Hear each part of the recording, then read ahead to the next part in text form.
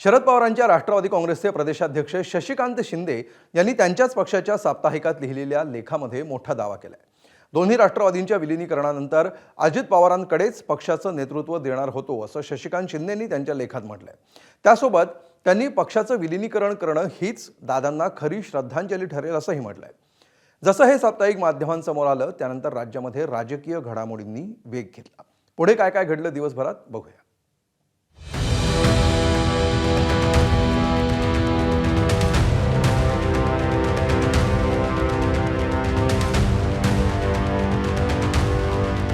राष्ट्रवादीच्या विलीनीकरणाचं काय होणार? विलीनीकरणानंतर दादाच नेतृत्व करणार होते। शशिकांत शिंदेंच्या दाव्यानंतर राजकीय चर्चांना उधाण।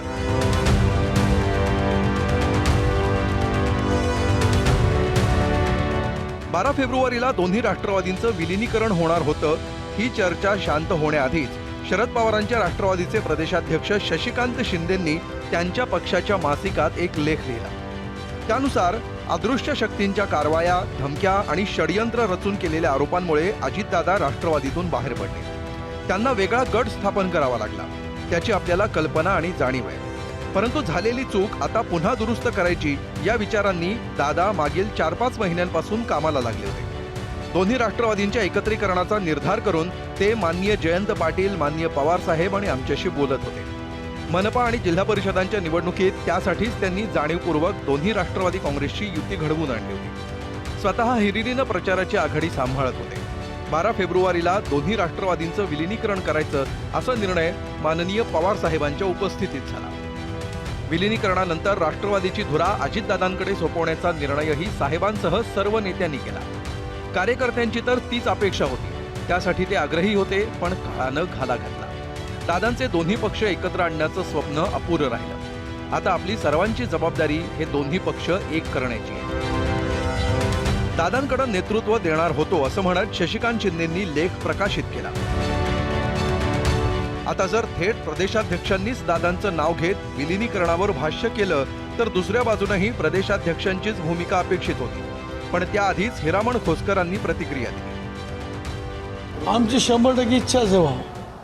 आम्ही तर सगळे आमदार सांगतोय, आमचे काही आम्ही 40 पैकी 30-35 आमदार आम्ही 100% सांगतो का ते विलीनीकरण व्हावं। काय त्या वरिष्ठ लेवलला पण आमची ते अपेक्षा आहे, तर ते दोन्ही पक्ष एकत्र यावं तरच दादाला खरी श्रद्धांजली। मी तर सांगणारच आहे की मग एकत्र व्हावं म्हणून। हो हो आम्ही स्वतः बोलणारच आहे। आता दादानंतर चालवणारा लीडर तर आम्हाला पाहिजे ना तिथं कोणतरी।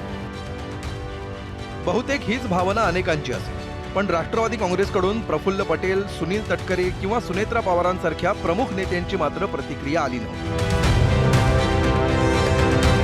इकडे सुनील तटकरेंनी राष्ट्रवादीच्या मासिकातील तो लेख वाचण्यासाठी मागवला आणि 4 वाजता ते माध्यमांसमोर आले।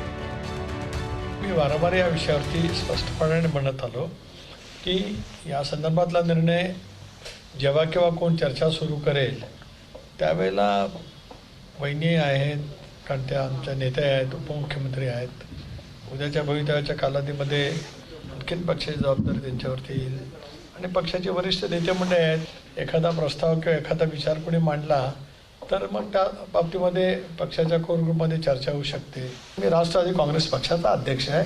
मी आपल्याला सांगितलं की जरूर आम्ही ज्यावेळेला बसून चर्चा करू त्यावेळेला आम्हाला कळेल त्या विचाराच्या बाबतीमध्ये। आणि मी वारंवार स्पष्ट केलं की ज्यावेळेला एखाद्या आघाडीमध्ये एखाद्या नवीन काही वेगवेगळे पक्ष ज्यावेळेला सोबत येत असतात त्याला मुख्य पक्षाला त्या संदर्भामध्ये विश्वासात घ्यावं लागतं।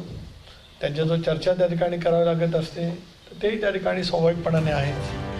तटकरेंनी विलीनीकरणावर अत्यंत सावधपणे पत्रकार परिषदेची सुरुवात केली, मात्र मासिकाच्या प्रकाशनाच्या तारखेवरून शंका उपस्थित करत शिंदेंच्या लेखावर आक्षेप घेतला।